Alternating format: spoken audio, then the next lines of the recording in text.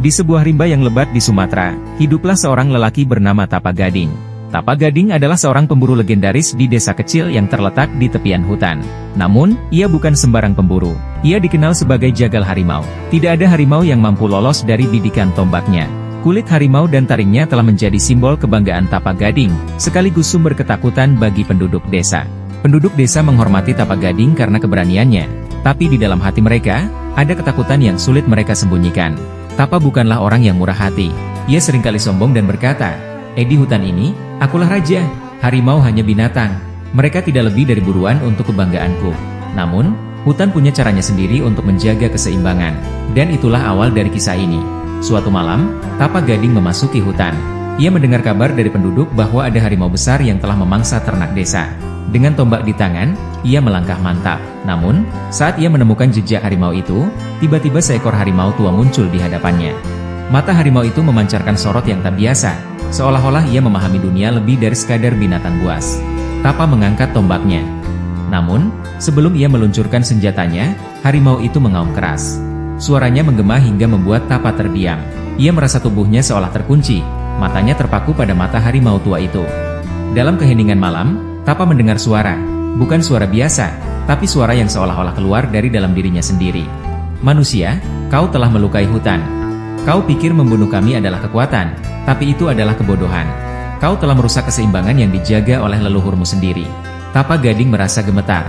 Suara itu, entah bagaimana, menyentuh hatinya yang keras. Ia tak bisa menjawab, hanya berdiri terpaku. Harimau tua itu perlahan pergi, meninggalkan Tapa yang diliputi perasaan bersalah. Untuk pertama kalinya, ia merasa kecil di hadapan alam yang selama ini ia lawan. Setelah kejadian itu, Tapa tidak bisa tidur nyenyak. Mimpi buruk menghantui malam-malamnya. Ia melihat hutan terbakar, harimau-harimau mati bergelimpangan, dan desa porak-poranda. Ia sadar, ini adalah peringatan dari alam. Akhirnya, Tapa memutuskan untuk memperbaiki kesalahannya.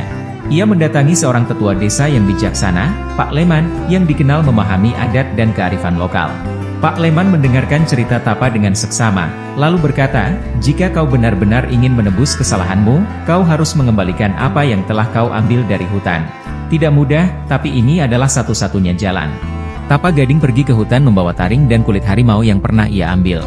Ia menguburkannya di bawah sebuah pohon besar sambil memanjatkan doa kepada roh-roh leluhur. Hutan seolah merespons. Angin berhembus lembut, dan suara harimau terdengar di kejauhan. Bukan ancaman, tapi sebuah tanda penerimaan. Sejak hari itu, Tapa Gading meninggalkan kehidupan sebagai pemburu.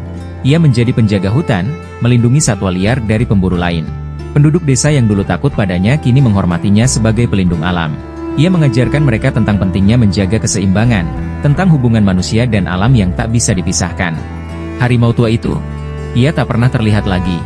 Namun, Tapa percaya bahwa roh harimau itu kini hidup di dalam hutan, menjaga rimba Sumatera tetap damai.